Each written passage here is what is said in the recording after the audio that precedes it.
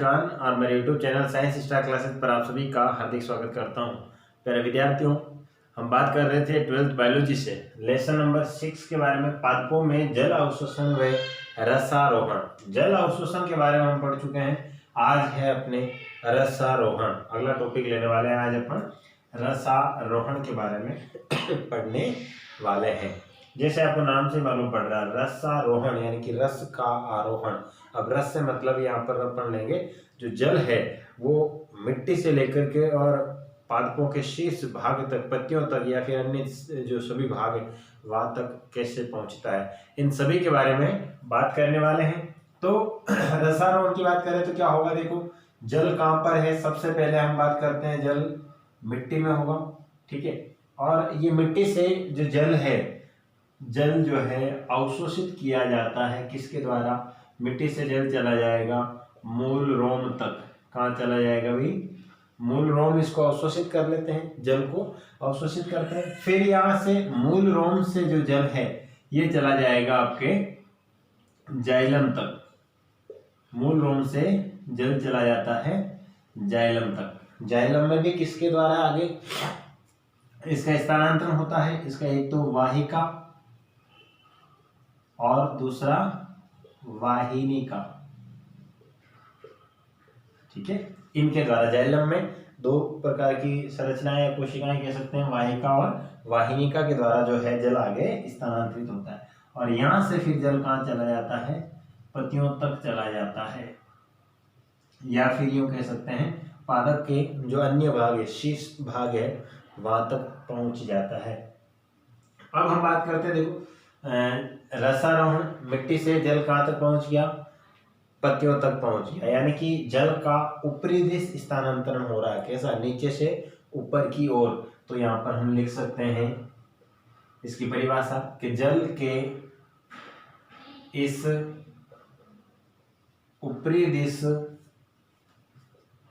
स्थानांतरण को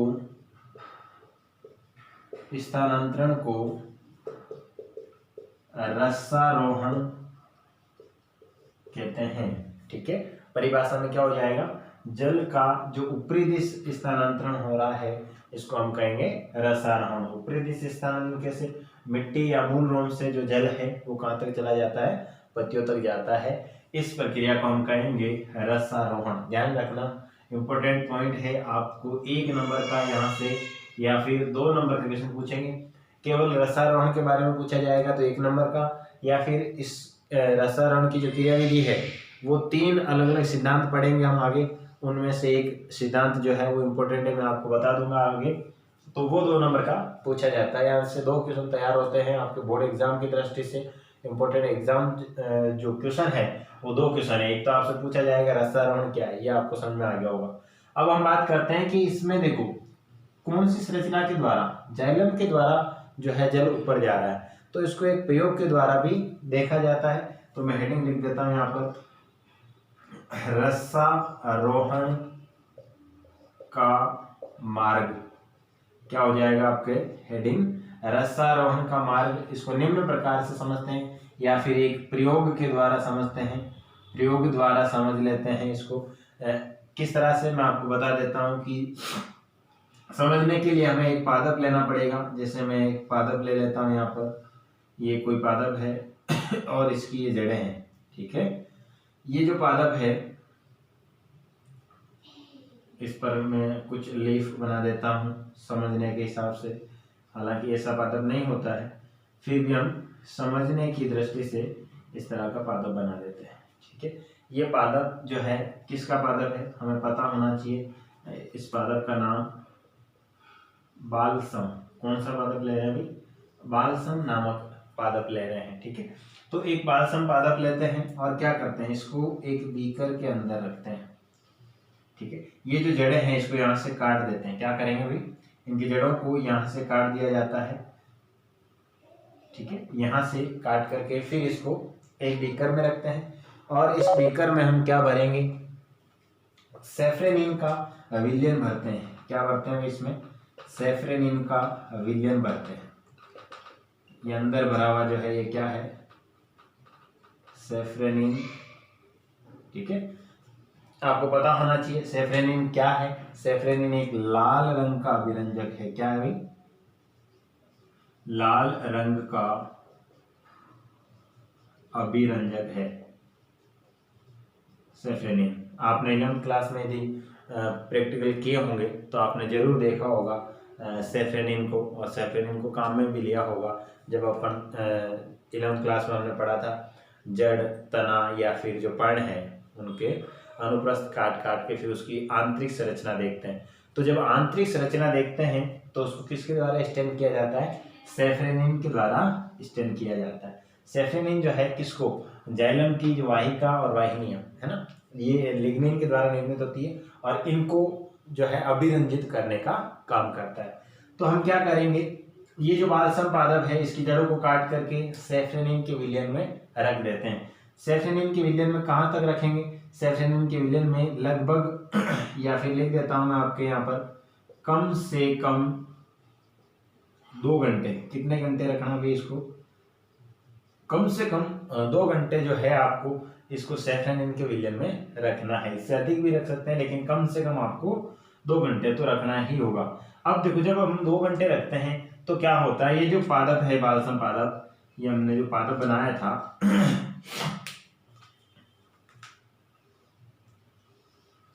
ये जो पादप मैंने बनाया है, इस पादप की ये जो पर्ण दिखाई है मैंने, ये पर्ण हमें 2 घंटे बाद में यहाँ पर रेड कलर की दिखने लग जाती है। कैसे दिखने लग जाती है भाई? रेड कलर की दिखने लग जाती है। इसकी जो शिराएं हैं ये इस तरह से लाल कलर की दिखने लग जाती है। मैं यहाँ लिख देता हूँ, ये जो पत्तियां हैं कैसी दिखने लग जाती है? हमें लाल रंग की दिखने लग जाती है। ये सब कैसे होता है? क्योंकि ये सेफ्रेनिन रेड कलर का है। सेफ्रेनिन जल के साथ में सेफ्रेनिन का जो विलयन है ये यहाँ से लेकर के कहाँ तक आ जाता है? पत्तियों के द्वारा आ जाता है। किसके माध्यम से? जाइलम के माध्यम से। कैसे हम पता करते हैं? देखो जब हम 2 घंटे बाद में हमें मालूम पड़ता है कि जो पर्ण है इसकी लाल रंग की हो जाती है, तो हम क्या करते हैं? पर्ण या फिर पर्णवृंत या फिर पर्णवृंत व शाखा का अनुप्रस्थ काटते हैं। टीएस काटते हैं इसका।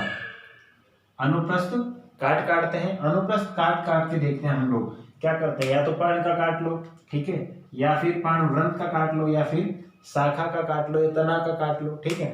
तो जब इनका अनुप्रस्थ काट के देखते हैं तो हमें कुछ ऐसी संरचना दिखाई देती है, जैसे मैं किसी शाखा का या तने का काट के दिखा रहा हूँ आप लोगों को। तो इसमें कुछ ऐसी संरचनाएं आप लोगों ने इन्हें पढ़ा होगा अच्छे से कि जाइलम की कुछ ऐसी संरचनाएं दिखाई देती है। और जब जाइलम में हम देखते हैं तो केवल यहाँ पर जाइलम की जो कोशिकाएं हैं वो लाल रंग की दिखाई देती है, ठीक है।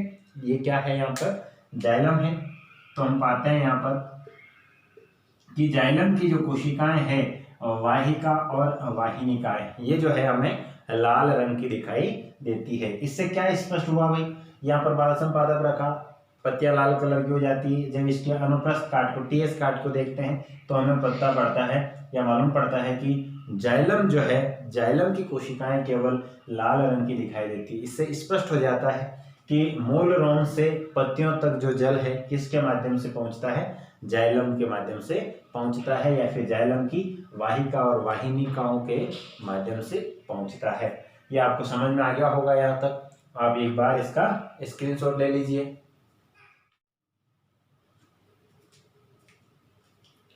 नेक्स्ट है आपके रसारोहण की क्रियाविधि। रसारोहण की जो क्रियाविधि है इसको 3 सिद्धांतों के द्वारा समझा जा सकता है। 3 सिद्धांत कौन से? नंबर 1 पे लेते हैं अपन जैव बल सिद्धांत, है ना। पहला हो जाएगा आपके जैव बल सिद्धांत या विटल फोर्स थ्योरीज। इसके अंदर और थ्योरीज क्यों लिखा मैंने यहाँ पर? क्योंकि इसके अंदर 2 या 3 सिद्धांत और पढ़ेंगे हम लोग। फिर दूसरा आ जाएगा मूल दाब सिद्धांत। इसमें मैंने केवल थ्योरी लिखा, मूल दाब सिद्धांत ये खुद एक थ्योरी है, इसी को पढ़ेंगे हम लोग, इसके अंदर सिद्धांत नहीं पढ़ेंगे। और तीसरा है भौतिक बल सिद्धांत या भौतिक बल दाब भी लिखते हैं इसको, है ना। तो इसमें मैंने वापस लिखा फिजिकल फोर्स थ्योरी, यानी कि इसके अंदर भी 1 या 2 थ्योरी जो हम पढ़ने वाले हैं। तो ये हम 3 क्रियाविधि को समझने के लिए, रसारोहण की क्रियाविधि यानी कि मिट्टी से लेकर के पत्तियों तक जल कैसे पहुंचता है, गुरुत्वाकर्षण जो बल है इसके विपरीत जल जो है किस प्रकार से पहुंचता है, इन 3 सिद्धांतों के द्वारा हम समझने वाले हैं। तो एक बार यहाँ तक आप इसका स्क्रीनशॉट ले लीजिए।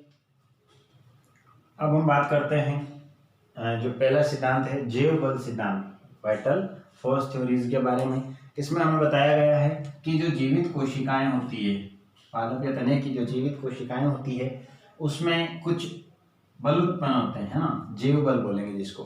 जीवित कोशिकाएं जो होती है इनमें कुछ क्रियाओं के कारण उत्पन्न जैव बल, और इन जैव बलों के कारण जो है जल जो है मिट्टी से लेकर के पत्तियों तक पहुंचता है, या फिर हम यूं कहें कि रसारोहण होता है।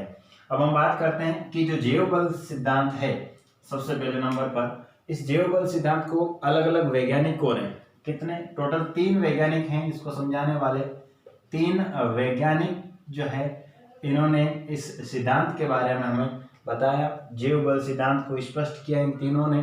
तो सबसे पहले हम बात करते हैं, पहला वैज्ञानिक है अपने पास गोल्डलेवस्की। पहला वैज्ञानिक कौन है, गोल्डलेवस्की। इन्होंने 1884 ईस्वी में एक सिद्धांत दिया, उसका नाम है रिले पंप सिद्धांत। ध्यान रखना है, पूछ लिया जाता है कि रिले पंप सिद्धांत किसने दिया, गोल्डलेवस्की ने दिया था, आपको याद रखना है। रिले पंप सिद्धांत किसने दिया, गोल्डलेवस्की ने दिया था। अब हम बात करते हैं इन्होंने सिद्धांत में क्या बताया हमें, है ना। तो देखो जाइलम पेरेन्काइमा और मज्जा किरणों की जो जीवित कोशिकाएं होती हैं इनके परासरण दाब में आवर्ती परिवर्तन होते हैं। इनका जो ऑस्मोटिक प्रेशर होता है उनमें एक के बाद एक परिवर्तन होता है और जल जो है नीचे से ऊपर तक पहुंचता है। मैं थोड़ा समझा देता हूँ कैसे। जैसे माना कि अपने पास ये 3 कोशिकाएं हैं, ठीक है, ये टोटल 3 कोशिकाएं हैं, इनमें से होकर के जल आगे जाना है। तो कैसे पहुंचेगा, देखो जल जो है सबसे पहले यहाँ से आएगा इस कोशिका में, फिर यहाँ से चल करके इस कोशिका में पहुंचता है, फिर यहाँ से लेके इस कोशिका में पहुंचता है। कैसे पहुंचता है इस तरह से ये, तो मैं यहाँ पर अलग एक डायग्राम बना के वापस बता रहा हूँ आपको। माना कि आप 2 कोशिका के जरिए हम समझते हैं, ठीक है, ये 2 कोशिकाएं हैं अपने पास। तो देखो माना कि ये जो कोशिका है इसका ऑस्मोटिक प्रेशर जो है कम है और ये जो है इसका ऑस्मोटिक प्रेशर जो है वो अधिक है। तो क्या होता है, हमने पहले ही पढ़ा था परासन दाब, यानी कि जब परासन दाब कम होता है, इस तरफ ज्यादा है, तो कम से अधिक की ओर जल का गमन जो होगा वो कब कहाँ से कहाँ और होगा, कम से। ये कोशिका है इसमें परासन दाब कम है तो यहाँ से किस तरफ जल चला जाएगा, जिस कोशिका का परासन दाब ज्यादा है उस तरफ चला जाता है। जब ये यहाँ पर आएगा तो इसका परासन दाब कम हो जाएगा जल आने के कारण, और ये अगली कोशिका में चला जाएगा क्योंकि उसका परासन दाब जो है अधिक होता है। तो ये इस तरह से इसमें आवर्ती परिवर्तन होते रहते हैं। परासन दाब जो है जीवित कोशिकाएं, इसके परासन दाब में आवर्ती परिवर्तन होते रहते हैं। जैसे अधिक है पानी आएगा उसके अंदर तो कम हो जाएगा, इस तरह से और आगे बढ़ता रहेगा। तो इस तरह से जल जो है उसका रसारोहण होता है। ये किसने बताया था, गोल्डलेवस्की ने बताया था। किस सिद्धांत के माध्यम से, इस सिद्धांत का नाम दिया इन्होंने रेले पंप सिद्धांत, ये आपको ध्यान रखना है। दूसरा है आपने 11th क्लास में इनके बारे में पढ़ा होगा, सर जेसी बोस, जगदीश चंद्र बोस के बारे में आपने पढ़ा होगा। शॉर्ट में आप इसको यूं भी लिख सकते हो याद रखने के लिए, JCB, ठीक है, जगदीश चंद्र बोस के बारे में आपने पढ़ा होगा। इन्होंने स्पंदन सिद्धांत दिया। कौन सा सिद्धांत दिया, इन्होंने स्पंदन सिद्धांत दिया इन्होंने। और इन्होंने क्या बताया, इन्होंने बताया स्पंदन सिद्धांत में कि जो वलकुट की सबसे आंतरिक परत होती है, आप लोगों ने संरचना पढ़ी होगी तने की, सबसे बाहर बाह्य त्वचा के नीचे यदि द्विबीजपत्री पादप है तो उसमें हाइपोडर्मिस है ना, और उसके नीचे हम बात करते हैं वलकुट होता है। तो वलकुट, फिर अंतस्थ त्वचा होती है, तो अंतस्थ त्वचा के पास में सबसे आंतरिक परत, ध्यान रखना है ना, सबसे आंतरिक परत जो है उसमें नियमित लयबद्ध स्पंदन होते हैं, एक के बाद एक स्पंदन होते हैं, और इस स्पंदन के कारण जो है जल आगे की ओर गति करता है। ये बताया था आपने सर जेसी बोस ने, ठीक है। इसके बाद में आता है एक वैज्ञानिक, उसका नाम है अपने स्ट्रासबर्गर, ठीक है। स्ट्रासबर्गर जो वैज्ञानिक है, इन्होंने 1891 में अपना मत रखा और इन्होंने कहा कि जीवित कोशिकाएं जो है रसारोहण के लिए अनुकूल वातावरण बनाने के लिए आवश्यक होती है। इन्होंने कहा कि इसका इससे कोई संबंध नहीं है, ठीक है, लेकिन जो है जीवित कोशिकाएं जो है रसारोहण के लिए अनुकूल वातावरण बनाने के लिए आवश्यक है। सीधा इसका संपर्क नहीं है रसारोहण से, लेकिन इसका अनुकूल बनाने के लिए इसका रोल जो है वो मुख्य है, प्रमुख है। ये किसने बताया, स्ट्रासबर्गर ने बताया। तो ये 3 अलग अलग वैज्ञानिक है जिन्होंने अपने अपने मत रखे और तीनों के द्वारा इसको समझाया जैव बल सिद्धांत को, जो जीवित कोशिकाओं में उत्पन्न होता है जैव बल, और इस जैव बल के कारण जो है रसारोहण होता है। नेक्स्ट हम बात कर लेते हैं यहाँ पर सर जेसी बोस जो है इन्होंने किस पादप पर भारतीय टेलीग्राफ नामक का एक पादप है, इस पादप पर इन्होंने प्रयोग करके बताया था स्पंदन सिद्धांत के बारे में कि इसमें बार बार लेवल स्पंदन होता है जिसके कारण रसारोहण की क्रिया जो है संपन्न होती है। ये आपको ध्यान रखना है। आज इतना ही पढ़ेंगे हम, कल जो है इसमें अगला टॉपिक ले लेंगे जो दूसरा सिद्धांत था मूल दाब सिद्धांत, और उसके बाद में भौतिक दाब सिद्धांत जो है उसके बारे में हम पढ़ेंगे तीनों सिद्धांत को। आज इतना ही, पढ़ते रहिए। बहुत बहुत धन्यवाद। और वीडियो को लाइक शेयर कमेंट ये आप करते रहें, बार बार कहने की आपको आवश्यकता नहीं है क्योंकि आप खुद समझदार हैं। बहुत बहुत धन्यवाद आप सभी को। Thank you.